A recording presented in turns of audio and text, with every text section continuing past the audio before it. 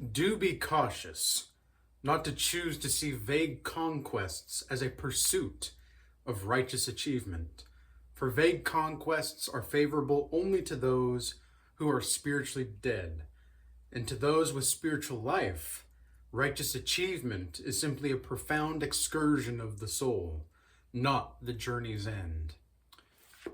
That's from my newest book, the Book of Oldishness. And I want to talk today in the Semen Retention Sunday episode about how people misunderstand what achievement really is. They misunderstand what attention really is. They misunderstand what even semen retention and the kind of attention that you're going to attract is actually when you are pursuing the righteous path. Because when you're pursuing the righteous path, achievement becomes a byproduct of who you are. It doesn't make who you are. There's a lot of people that are still in the world that want to see, oh, if I can get this many days on semen retention, or if I can do this, or I can do that, or I can, maybe write a book, or maybe I can get this job or get this promotion, then I'll be happy. Why can't you do that now? Why can't you do that right here, right now? You see, it's the excursion of fools to aim to just have achievements for achievement's sake.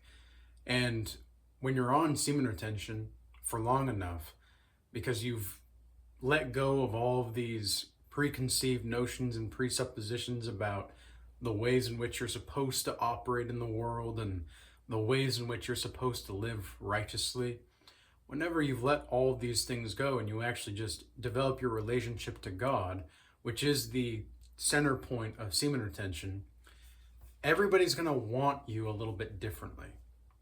Everybody's going to want to pursue you a little bit differently. You might have value now that you didn't really have before. Before, you just had a cost. Before, you had a price to be with you or to be around other people. Now, you have something to give. Now you have something to share.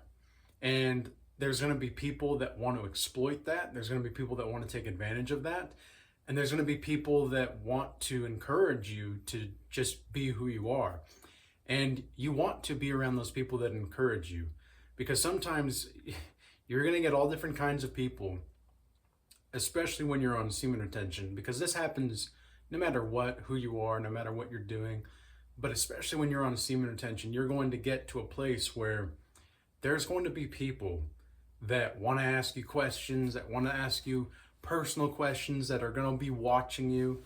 They're going to be doing all these things to try to get information from you or out of you. And it's up to you on how much information you want to divulge.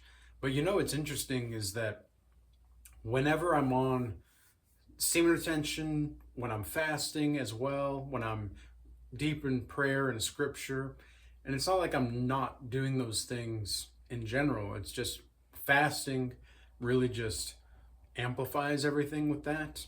And it's also that when I'm in this deep mode of focus, when I'm really in that flow state per se, that's when things really can shift really fast and a lot of different things can happen really beautifully.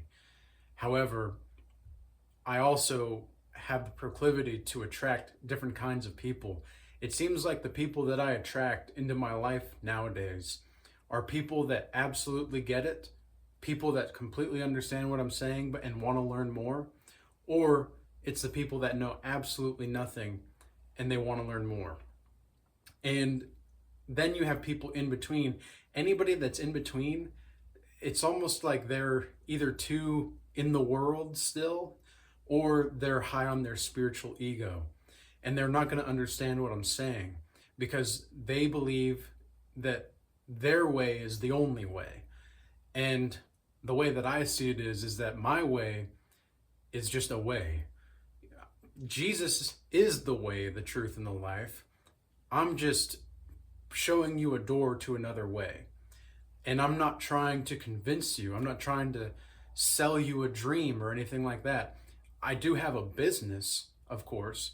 Like, I do have a Godlike Master Initiation program. I have one-on-one sessions. I have the Regal Change Academy as well, the group online group and academy, but I don't hide that. I don't hide the fact that I do have these things, and this is the way that I can help people. I know how to do this, and that's what I'm good at, so I'm going to do it. And I know that I have value to give, so I'm going to charge for those things. Except for the Regal Change Academy, there is a free tier option now, so you can check that out in the link in the description box below. But for the other stuff, yeah, I'm going to have a price for that, for people to pay, because I know I have value to give. A lot of people want to pretend, especially in the spiritual community, they want to pretend like they're this holy thing that, oh, I'm going to serve everybody for free, and I'm going to do this, I'm going to do that. And meanwhile, like at churches, for example, people don't realize that churches, they're 501c3s. Okay, that's technically a non-profit organization, but those people are still getting paid. Your tithing isn't going to like the church, okay? So like it is, but it's not. It's actually going to those people. And so it's so silly to me to think that how people will pay tithing, and they'll pay for people to tickle their ears. But as soon as somebody comes around and says something real to them that actually encourages them to have this transformation, to encourage them to have this profound realization that maybe semen retention is going to help you in multiple ways, and not just with trying to discipline your lust. Maybe, just maybe, if you're able to actually focus on the long term, because I think that's what's really the problem that I see most people having fear of success with, and having fear of like wealth with. It's they fear not being able to hide anymore. They fear being seen, because that means that, well, now they actually have to have some responsibility. They actually have to have some sense of like, okay, I know what I'm doing here. And if you don't know what you're doing, and a lot of people will have this, they'll talk themselves out of it, right? They'll talk themselves out of it because they don't want people to see them differently. But guess what? When you're on semen retention, people are going to see you differently. Everyone's going to see you differently.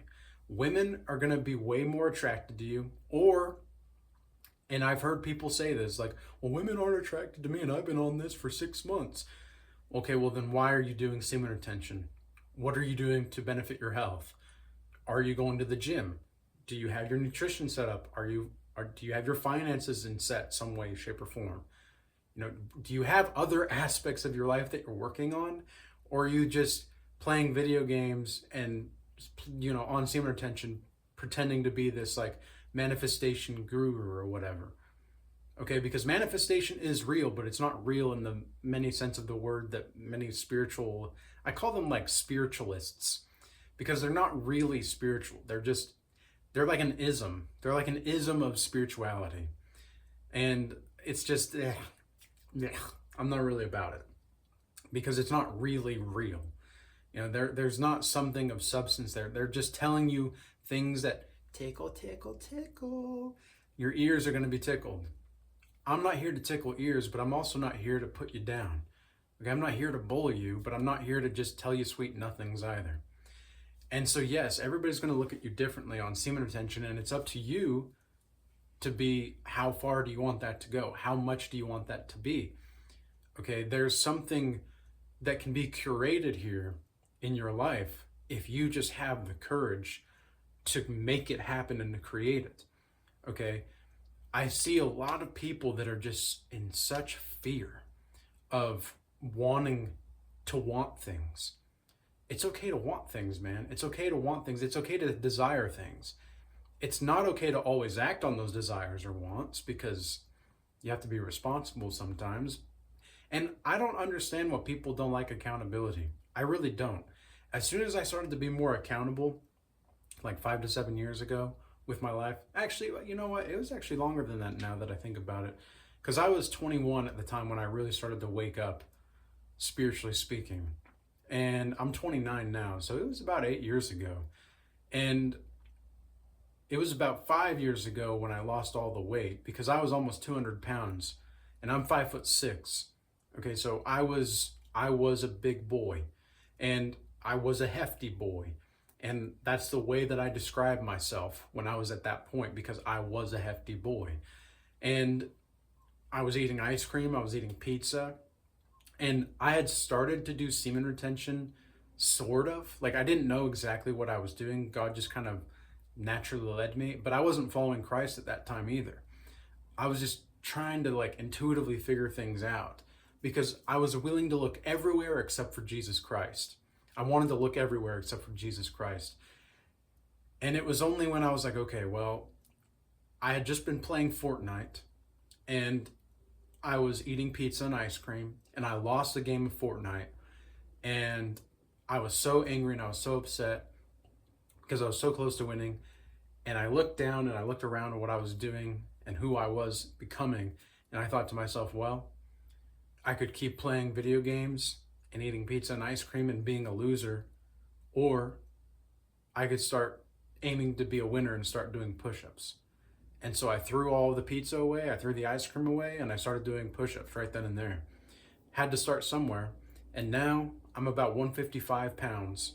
And I'm not saying this because I want congratulations or anything. I hate how people are like, oh, you're just, congratulations on being healthy. It's like, this should be the baseline, man. Like, this ought to be the baseline. Being healthy is a good thing. It's okay. I don't like being around fat people. No offense. Okay? I'm not trying to be offensive. Again, I'm not trying to be, but I don't like being around fat people a lot, because I can feel them almost trying to consume me. You know what I'm saying? Because they're just a consumer. Their sin is literally wearing them. Okay? And of course, everybody has these sins that they're going through, and everybody has their issues and all that, but I don't like being around fat people anymore, because you can just feel the like the slop, you know, you can feel the slop, you can feel the sluggishness, and I don't like being around that. I want to be around people that are like willing to go. The people that are chill, we can chill out, but we can also, if we need to go do something, we're going to make things happen. Because you can tell a lot about a person by the way that they take action and how quickly they're willing to take action. You can probably tell, now that I think about it, you can probably tell a person's like financial situation as well as their relationship status and all that just by the way they make decisions. Okay, if they're really, oh, I don't know, I kind of want to do this. Oh, but I want to do that. Oh, and they like constantly switch decisions and such. That's going to be a person that likely is a monkey brancher. Okay, and for those of you that don't know, monkey branching, you're just going from one person to the next. If you can't decide, I'm going to do this person, or I'm going to do that person, I'm going to go with this person, I'm going to go with that person. You're on the merry-go-round of time, and you're not going to be able to get off. You're just in a loop of time, and you're just stuck going from this person to that project to this project. If you never complete what you start, good luck, because I complete what I start. I don't like to start things that I don't finish. I mean, that's one of the greatest things about writing a book in general, was that I was able to, for 5 years, work on this thing. For 5 years, I was able to look at what I'm doing and to be focused. And it was a marathon, man. It was a marathon. And I highly encourage anybody, you don't have to write a book, of course, but to work on a project for years at a time, it changes you. It changes you. And it's the same type of thing with semen retention. You become the project when you're on semen retention. You're becoming the project, and you're becoming also the end goal, which is something that we've been talking about and will be talking more about in the Regal Change Academy, because this is something that people just don't understand. They don't understand that there's so much more to this life. They don't understand that you are who you are because of who you are. And I know that seems like such a silly thing to say sometimes, but it is absolutely the truth. It's just a fact that in your life, if you know who you are, where you've come from, why you've come to the places that you've come from, and why you are where you are today, you can change the outcome of tomorrow. You might be too busy focused on trying to preserve the past that you forget to live now. And you're preserving the image of the past. You're not even preserving the past. You're preserving the image of the past. This is what politicians do. This is what liars do. This is what our industries do. This is what our institutions do now. They're just preserving this image of what things used to be. Okay? Like, think about this, right? The whole picket fence, the white picket fence, and family American dream from the 1950s and 60s. Do you think it was really like that? Or do you think that they're preserving an image of the past, of like the glory days, for a reason? Okay, because the American dream just isn't attainable anymore. For anybody that's in America, they know this. They know this. The American dream, it's not what it is. Like screw the American dream. What's your spiritual vision? Okay, screw the American dream, screw all these things, whatever. What's your spiritual vision? What do you think that God wants you to do with your life? What do you think God wants you to do? What kind of gifts do you have? What things are people noticing about you that are different when you're actually practicing purity? What are you able to give? What are you providing now? What are you able to offer to the world? A lot of people want to extract value from the world, but they don't want to give it. And that's just the truth. Okay? They want to play the game of life without having skin in the game. And it's like, well, you can't really play the game of life that way. You just can't. And that's what's so silly about these people that want to like hear all these spiritual people, give them stuff for free. It's like, you guys are just wanting to hear sweet nothings. That's all you guys are wanting to do. It's okay. Just don't lie to yourself about it. Just don't lie. Don't lie to yourself, and actually acknowledge that you don't have a sense of righteous indignation in any way, shape, or form. Because if you did have a sense of righteous indignation and discernment, you would actually be willing to invest in yourself. But you're not. You just want things for free. Okay? And look, if you want to do that, that's your prerogative. But don't come crying to other people like myself or other righteous men and women because you want to get some skin in the game for free. Good luck with that. That's not the way the world works. To build value, you have to create it. And in order to create it, you have to be able to have the will to do so. But you're like asking, there's a few members in the group that we have. They call it they want Jesus Christ to be their sugar daddy. And it's so true. It's so freaking true, because that's what it is. They just want Jesus or God or something. Like women want to be screwed by God. And I mean that in they want to be, I can't believe I just said that. But that's what it is though. Like women nowadays, they want to be going to, with God at this point. That's what they want to do. And men, they just want to have all the responsibility with no price. No price. It's crazy. It's insane. This is just going to show what men value and what they don't. They want all the shiny toys. Why? Because they can get more women. But they don't want to be able to lead these women to a better life. They don't want to be able to lead these women. They just want to bash on them.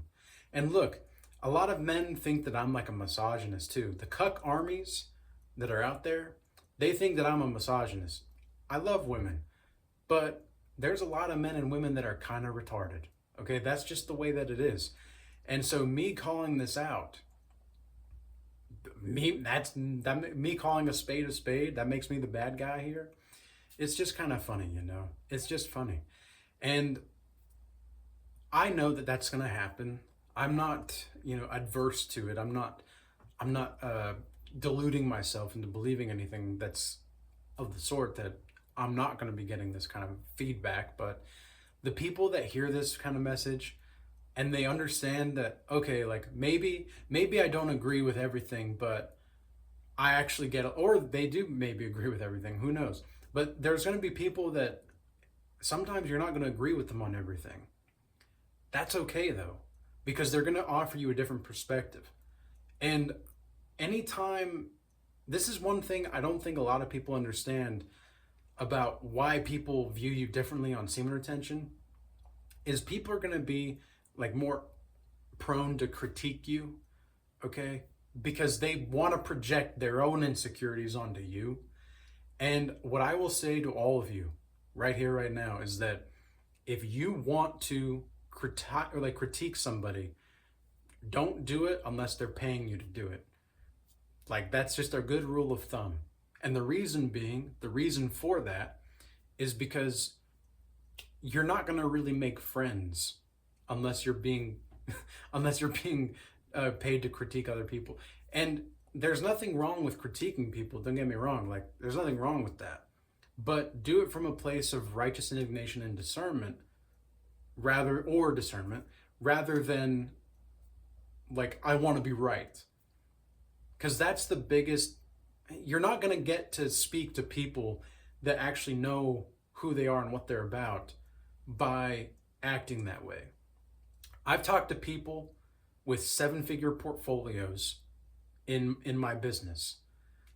These people, and they know other people with more than that.